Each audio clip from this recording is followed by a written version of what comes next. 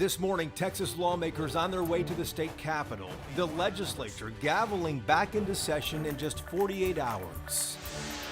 After several sessions of Republican red meat, the GOP appears to have different priorities this time. Lieutenant Governor Dan Patrick takes our questions in an extended interview. Plus, what do Democrats want to get done? We will ask State Rep Victoria Niave Criado from Dallas. 3 Texas Republicans taking a high-profile stand against Kevin McCarthy as Speaker last week. We're going to look at whether they have a wider strategy in their opposition. And with a record number of migrants coming in on his watch, President Biden finally visiting the U.S.-Mexico border.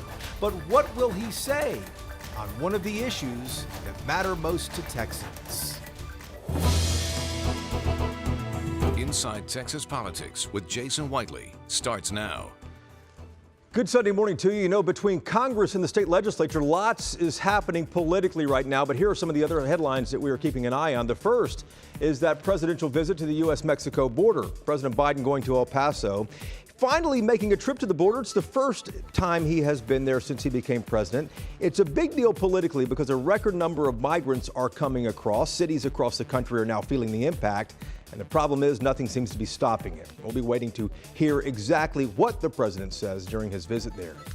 An interesting footnote to the race for U.S. House Speaker in Congress. You know, the Speaker is the second in line to the presidency, if you know your civics, but with no one in that role last week, the next person after the Vice President was U.S. Senator Patty Murray. She's a Democrat from Washington State. She is the President Pro Tem of the U.S. Senate and normally the third in line for succession. Murray is the first woman in the country's history to hold that role. And Tuesday, just before state lawmakers gavel back into session down in Austin, something else is happening at the state capitol. Governor Greg Abbott gets sworn into his third term alongside the Lieutenant Governor Dan Patrick. That happens on the north steps of the Capitol beginning at 10 a.m. You know, separate from the governor, the most powerful legislative position in this state is Lieutenant Governor Dan Patrick. He decides what legislation lives or dies, and there are priorities he wants to get passed over the next 6 months. We questioned him about some of those priorities here in studio. Governor Patrick, good to see you again. Good to be back. Happy New Year. Happy New Year to Yes, you sir. as well.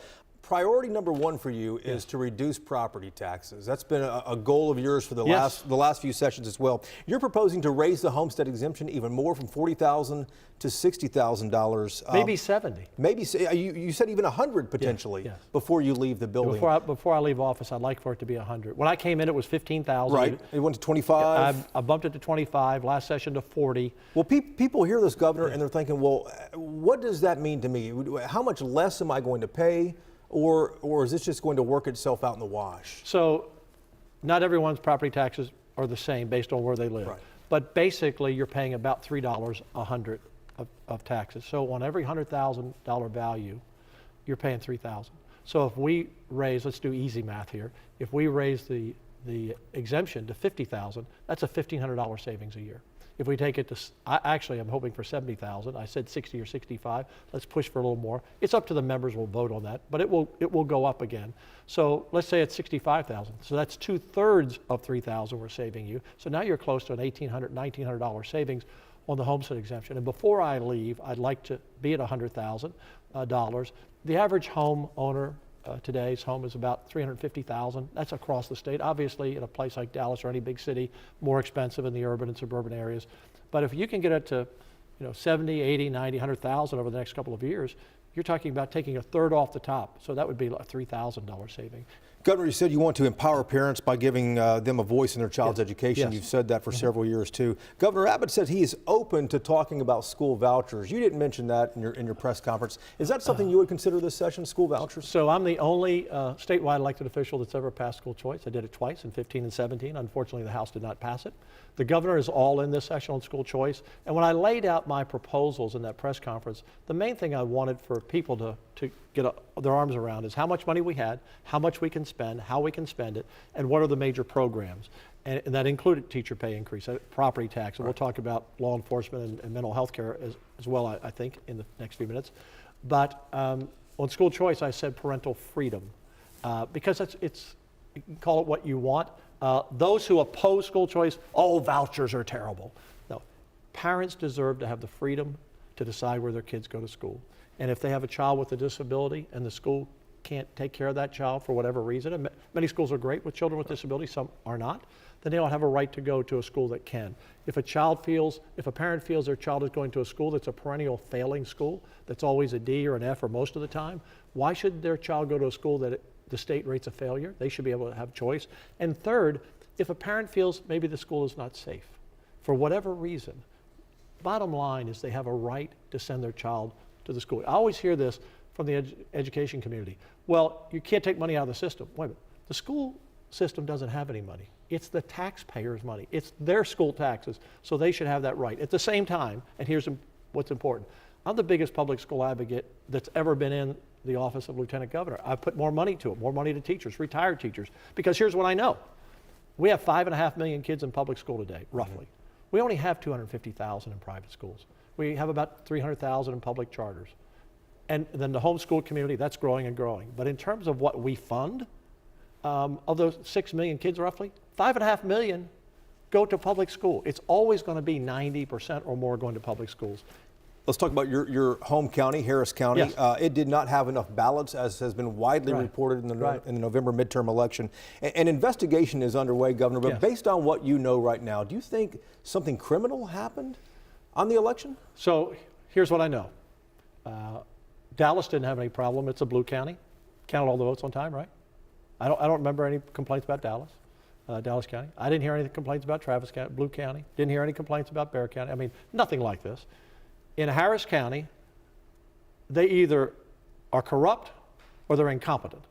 But there were, and the numbers are still changing, we know, or believe we know, that there were 28 precincts that ran out of the paper ballot that you take to the machine to put in.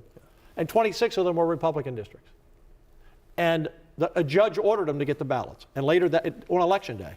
And then later in the day said, well, we're trying. They just said, no, you're not trying, you gotta get the ballots there. Because how many people went in to vote and there were no paper ballots and they didn't come back that election day? Any idea when the investigation might be done? I don't know. And here's something we have to address in the law. If it's purposeful, and I'm not saying it is, I don't have the fact, but if it is, or incompetence, which it's one of the two, here's the problem. By the time you canvass the votes and do an investigation, the vote canvass is complete, people have been sworn into office, and you can't overturn that election. So, what's the legislative fix then? We're looking at how to make that a legislative fix. Again, I'm not blaming all Democrats, because in some of our big Democrat counties, we didn't have this problem. But Harris County has been a problem ever since the Democrats took over. Every election. I mean, we're still counting votes from the 2020 and 18 election we can't catch up with. In Harris County? In Harris County. I want to ask about one of your ideas about the mandatory 10-year sentence for any crimes committed with a gun. You want to send people to prison, no matter what the crime is, you said. If they commit the crime with a gun, they get 10 years. 10 years, mandatory. Mandatory in prison. Have you spoken to Speaker Phelan about this? Is this something you could get consensus around, you think? I think we'll get consensus. I think it's a no-brainer. Look, our police force all across the state are at risk because people today think nothing of pulling a gun on a police officer. I think nothing of pulling a gun on an unarmed citizen. We don't need to take guns out of the hands of law-abiding citizens. We need to put a severe penalty on any criminal who uses a gun in a crime, 10 years minimum mandatory sentence. I want to ask about a hot-button issue from last session. Republican State Senator Bob Nichols said he would support an exception under the state's new abortion law for cases of rape or incest. So a woman's not forced to carry her attacker's child to term. Generally speaking, is that a concept you could get behind? So look, I'm pro-life, and I look at that child. By the way, I understand and I hear what the other side is saying about that issue and respect a person's point of view. So far I've had, and obviously I respect Senator Nichols, and we had another senator say that. No one else has made a statement on it. I haven't heard anything from the governor, the speaker, or any House members. There may be some. But there are those of us who also believe that child who was born should not be another victim of that crime and that life be taken. So I really hear and respect the other side. I'm pro-life and always have been. I don't know if that issue will come forward or not. Right now I don't see that issue coming forward. This is important to remember. So when the Dobbs decision was passed, our state, like every other state, went back to their original law. Our original law that's on the books now was written by Democrats, all Democrats. We had few Republicans back then, few Republicans in the state. They did not put in an exception for rape and incest when they passed that law. We have an exception in the law that the Democrats passed many years ago, decades ago, to protect the life of the mother. Whether anything else goes beyond that, at this point, I don't know. I don't hear a groundswell for it. So if the groundswell erupted around this, I'd have to see a big groundswell. Again, it's less than 1% of all the cases of abortion, but the left makes it like it's 50 or 60%. So we talk about this over and over again. I understand the other side, and sometimes I say, can you understand our side also on life in general? I mean, it's a real baby. It's a real person in the womb, and we kind of cavalierly say, well, that baby's not important. It's important to me. Governor, thanks for the time. Thank you, sir. Always a pleasure. Happy New Year, everyone. That's only about a third of our interview with the Lieutenant Governor. The entire conversation with Dan Patrick is on our latest episode of Yolitics. Increasing pay for rural police, adding 4 or 5 more mental health hospitals across the state, and school vouchers. This episode is a good primer for the upcoming session. That episode of Yolitics ready for your download right now wherever you get your podcasts. Coming up next on this program here, what do Democrats want to get accomplished this legislative session? State Rep Victoria Niave Criado is with us when we come back. And we are 1 year away from the Iowa caucuses. Hard to believe it's already here. What's the pulse right now with that in Texas? Trump or DeSantis? Inside Texas Politics, back in a moment. We spent the first part of this program looking at Republican priorities for the next legislative session. The GOP is in the majority in Austin. But what do Texas Democrats want to get done? What can they get done? We started there with State Rep Victoria Niave Criado, a Dallas Democrat who serves in the State House. Representative, broadly speaking, what are some of the hopes that Democrats want to get accomplished in this session? Thank you so much for having me, Jason. You know, this year as chair of the Mexican American Legislative Caucus, I'm really honored and excited about the potential and the things that we can accomplish for the people of our state, prioritizing our public schools, making sure that we invest in our schools so that every kid has access to the best quality education. Teachers aren't working 2 jobs just to make ends meet is going to be one of our big priorities, and it's going to continue to be making college more affordable, financial aid for students who aren't able to afford college. For every family is really critical as well, and helping Latino-owned businesses and small businesses in general thrive after the COVID pandemic is really, really important for us as well. Those are some of our priorities. You talked about teacher pay in there as well, too. There don't seem to be any legislative ideas from the right that are really, Republican red meat. They may emerge, but we really haven't seen that yet. They seem to be a little more policy oriented. Teacher pay is among them, the things that Dan Patrick wants to accomplish in the state Senate. Where do you expect the debates and the conflict to be this session, or do you expect there to be any? I think every session is going to have some debate on a variety of issues just by virtue of the districts that we represent. Sometimes they're rural versus urban debates, sometimes, Republican versus Democrat. But in general, the important thing for us is to roll up our sleeves and to find common ground where we can. For certainly the budget surplus is going to be a big priority, making sure that those dollars are being invested in places that make sense for our Texas economy, that makes sense for Texas families, and that helps alleviate property taxes as well. That's a big concern for our community and homeowners, a rising property tax rate. So we want to make sure that all of the funding that is being allocated is allocated appropriately, equitably, and that families are going to be benefiting from this economic surplus. Representative, you're leading the conversation here because you're answering every one of my next questions. But the surplus, let's talk about that for a moment, because constitutionally, I believe about half has to be saved for the rainy day fund, but the other half can be spent on a number of things. We're talking about billions of dollars here. Property taxes is what everyone wants to address. But what else should that money be spent on? Yeah, I think our schools, our economic prosperity as a state is directly linked to the education of our kids. It's directly linked to the strength of our workforce. And with so much business in Texas, it's a really strong economy, as the surplus showed.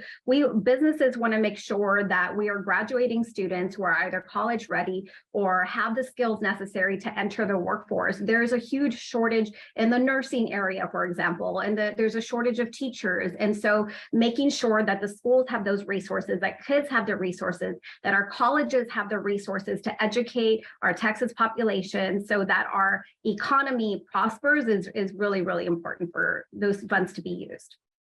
Representative, thank you for the time. Yeah, thank you so much for having me. Before lawmakers gavel into session on Tuesday, they are eagerly awaiting an announcement tomorrow. This one is from State Comptroller Glenn Hager, who will release the final revenue estimate. And that tells legislators how much of a surplus the state is going to have, meaning how much lawmakers can spend and how much they can save. Ian Mitra is a senior managing editor of the Texas Tribune. He is in Austin as always. Ian, there in Austin. What is the chatter there in Austin about how much more the surplus might be and where exactly all that money is going to go? Well, Jason, as you know, the number that's been kind of bandied about is $27 billion of a surplus. That's kind of what the early projection was through the comptroller's office. And, nothing has really kind of changed the thought process around that number. And really what's going to be interesting is, the comptroller will kind of talk about how we got to that number. It could change a little bit, but really more about just kind of how we got there. And, the idea here, too, is that, when in a time when you've got that kind of a surplus, there's going to be lots of interest of where to spend it. And that's really where the legislative debates are going to start. Indeed so. The first order of business in Austin when the legislature reconvenes is mostly ceremonial, but swearing in and selecting and identifying and electing the new Speaker of the Texas House is priority number one. Incumbent Dade Phelan has a challenger from his own party, but Phelan still has this locked up, though, with support of Democrats, doesn't he? Well, within the GOP conference, they took a vote in December, and Speaker Phelan won that pretty handily. Obviously, Tony Tinderholt, a Republican from Arlington, who's challenging him, is really kind of focusing on the whole aspect about, having Democrats be committee chairs in the House and whether that should continue. And, Phelan has said that he wants to continue to have that tradition of Democratic House. That's where the dividing line is. But it seems like, Dade Phelan has strong Republican support locked up for his bid to renew as Speaker. We will watch on Tuesday. Ian, thanks. Back to you in just a moment here. Speaking of Congress here, 3 Texas Republicans in Congress, they were some of the deciding factors in Kevin McCarthy being delayed from the speakership role there. What's their end game? What was their strategy in all this? We'll talk about that next on the Roundtable. This is Inside Texas Politics with Jason Whiteley. Time now for Reporters Roundtable to put the headlines in perspective. Ian Mitra is back with us from the Texas Tribune in Austin. Bud Kennedy is a columnist at the Fort Worth Star-Telegram, and Bernadine Steptoe is a political producer at WFAA in Dallas. Ian, let's start with you and the 3 Texas congressmen we saw really front and center last week in opposition to Kevin McCarthy becoming Speaker of the House. Chip Roy was the main one out front. Michael Cloud from Corpus was there too, voting against McCarthy for a while, along with Keith Sell from North Texas. What was their strategy in this? Because concessions came pretty early, it seems like, from the Speaker. I mean, this is the one time where, there's a really chance to get some influence in the process here, and they took full advantage of that. So they really were working on making sure that the rules work for them to have some favor here and to have some influence that continues. And while they're supporting, the Speaker, the presumed Speaker Kevin McCarthy now, this will be a continuing thing throughout the session with Congress of just kind of the debate. That's what happens when you have a tight balance in the House. But do you think there was anything more to this besides any other end game besides just concessions from Kevin McCarthy? Well, the most important thing you can say in a campaign now, and you can see it on campaign signs, is that you're a conservative fighter. They want to portray themselves as conservative fighters and do their Facebook lives about how they're fighting it. It's odd that then after fighting for a while, they would turn around and Keith Self, now says that so many other people are just obstructionists, but he wasn't one. But Bernadine, as Bud points out, the conservative fighters, that gets people elected, but they're fighting against their own party and their own people here. But it isn't anything new. And those who were holding out, they're in safe districts. So whether or not they get any pushback from it, we'll have to wait and see. But you did have, especially like Congressman Chip Roy, right. He came out looking very well in this. Although he was part of that group, he was one of those lead negotiators and showed that he can negotiate and he can end up getting some of the things that they wanted. And he appeared as if it wasn't personal, like the rest, some of them did. Certainly raised the profile of Chip Roy and the other two Texans as well. Bud, it's hard to believe, but we are a year out right now from the Iowa caucuses in 2024. The past 3 years have just blown by here. Past 4 years have. But what is the pulse right now in Texas when it comes to Trump or DeSantis if he decides to run for president? Yeah, the photo ops in the Iowa cornfields will begin very soon. But right now in Texas, DeSantis is known, but he's still not as well known as Trump. I think if they ran head to head in a primary right now, Donald Trump would probably win again. Obviously, he's lost a lot of support, particularly a lot of his financial contributors, but other candidates are going to have to build up their name, I think. Bernadine? Jason, former President Trump is still popular in Texas. As you notice, or you can notice, you don't have any elected officials coming out not supporting Trump. Now, they may not necessarily say we are with him right now, but they're not saying he is, they are not. Right. So he's still popular in Texas now. What happens by the time election comes around, that's something else that we'll just have to see. And Ian, with the legislature starting on Tuesday, does any of this affect the Texas legislature when it comes to state lawmakers trying to position themselves? I think, always when in this day and age, too, we're always thinking about kind of the next election, too. And a lot of House members may want to be looking at the Senate. A lot of senators are looking at statewide office potentially down the line. So there's going to be a lot of, consideration for them, too. The presidential race is still early. And as Bernadine mentioned, a lot of folks are really kind of trying to bide their time before really kind of pushing one way or the other. So that may remain to be seen, but certainly you'll start to see that line up here pretty soon. Indeed, I'm sure we will as the legislature moves on to May 31st. Guys, thanks so much. I am Bud. Bernadine, we appreciate it. We appreciate you watching as well every Sunday. Hope you can join us again next week as we take you inside Texas politics. Take care.